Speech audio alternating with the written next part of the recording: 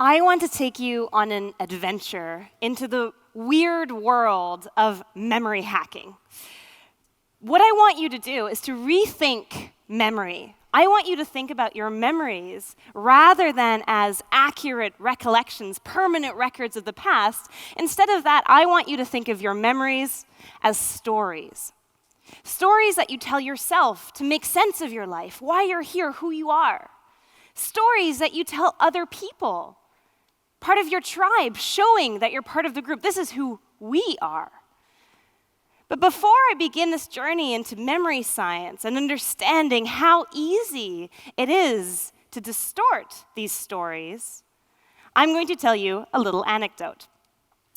It starts with my mom and it ends with my aunt. So, here's the situation. My mom went to Switzerland. On this trip to Switzerland, she went to get her car. And she was in a garage, underground. She gets into the passenger seat of her car. My father gets into the driver's seat. They try to exit the garage. On the way out, there is a man standing at the exit, blocking their way out of this garage.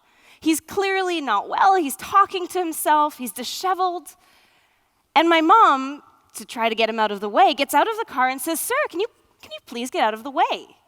And the man, instead of responding the way normal people would, which is by moving, he runs at my mom, pushes her into the car, and starts punching her. Now, my dad's response to this is to drive away. Of course, everyone's in shock, and they get out of the situation, and my mom is okay. But of course, for my mom, this was an earth-shattering moment. A stranger randomly attacked her. This kind of thing had never happened to her. So what does she do? Naturally, she tells her family about it. She tells her friends about it. The story is told full of emotion. Now, a year later, my aunt is telling the same story, full of emotion, full of confidence and conviction, full of details, and claims that she was in the back seat.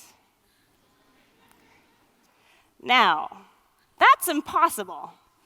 I said this story happened in Switzerland. My aunt lives in Germany. Even when confronted with this fact that there is no way she could have possibly been in the back of this car, she doesn't want to let go of this memory because it feels so real.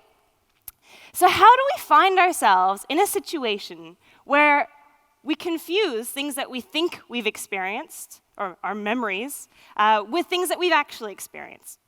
So this is where I'm coming from. This is where our stories begin. And so if we rethink our past as a story, and we think about writing these stories, and who gets to write these stories, who gets to write into our memory books, it might be a little more complicated than we often think. And ultimately what we find is that just like my aunt was not actually the witness of my mom's crime, as much as she might identify as this witness, this may have been an important part of her personal narrative, it's not true. And the same thing goes for you, that there might be important moments of your life, memories of your childhood, memories of lost loves, that don't make sense at all.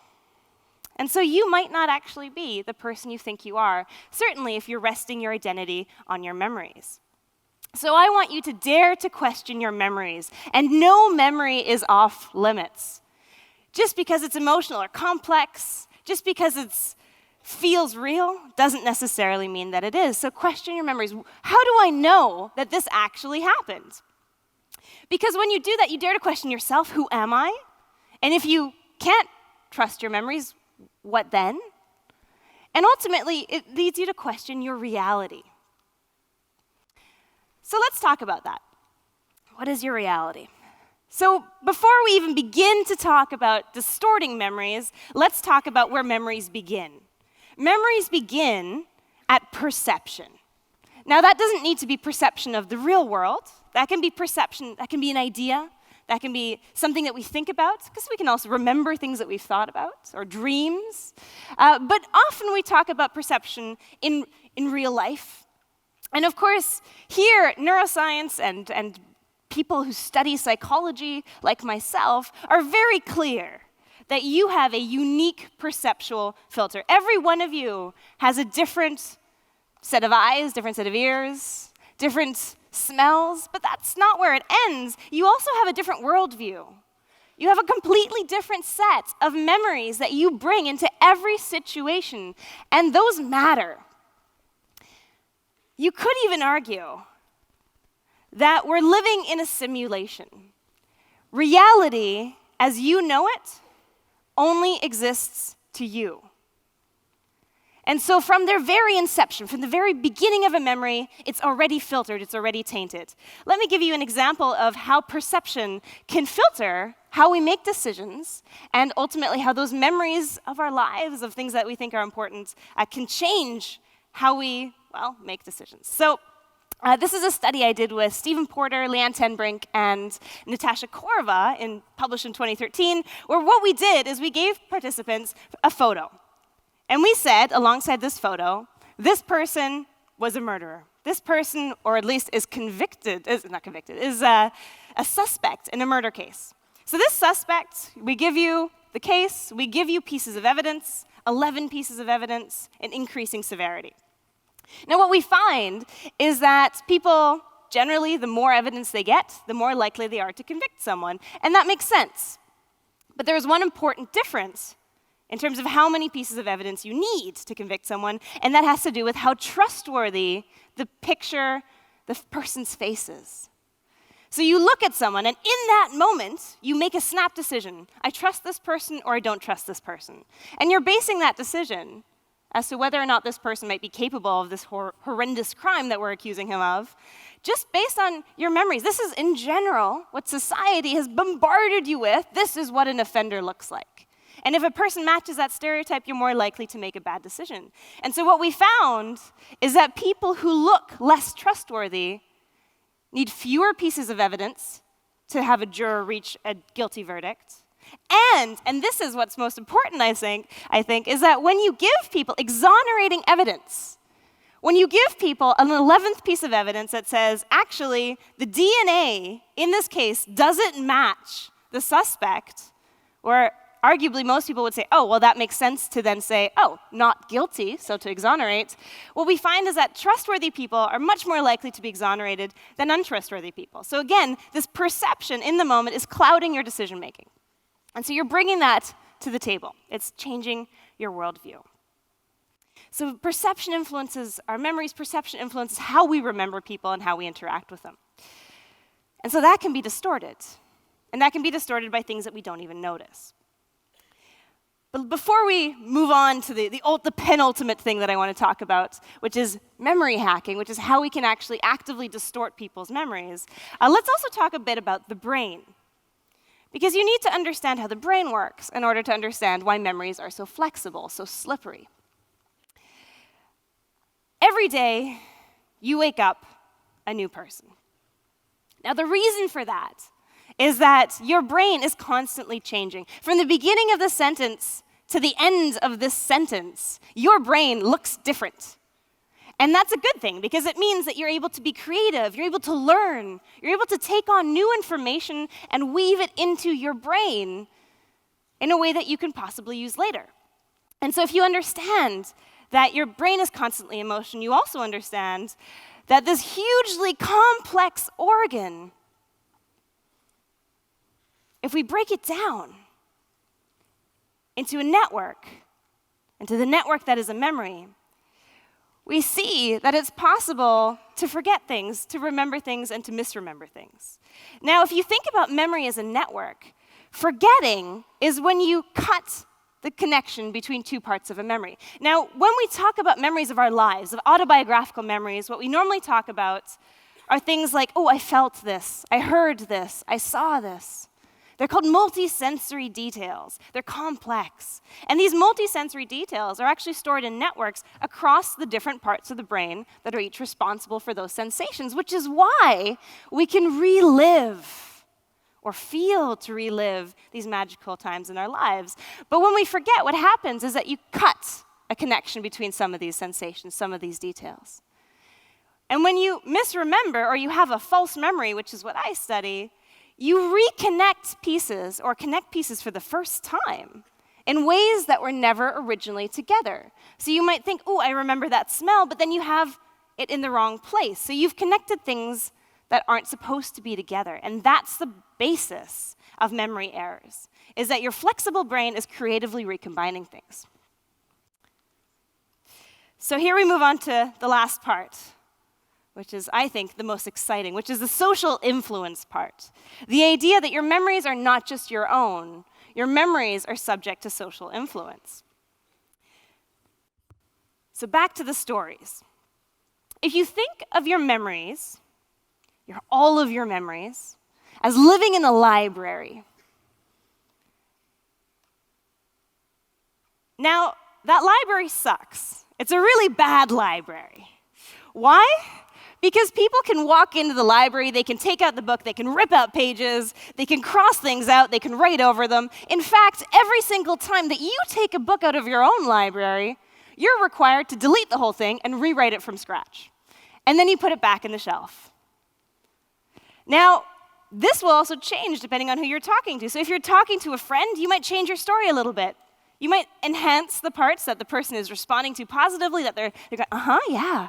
And you might ignore or delete the parts that the person's going, this isn't very interesting. So who we're talking to matters. And if we arrive at my research, which I'm going to describe now, which is that I convinced people that they committed crimes or had other emotional experiences that never happened.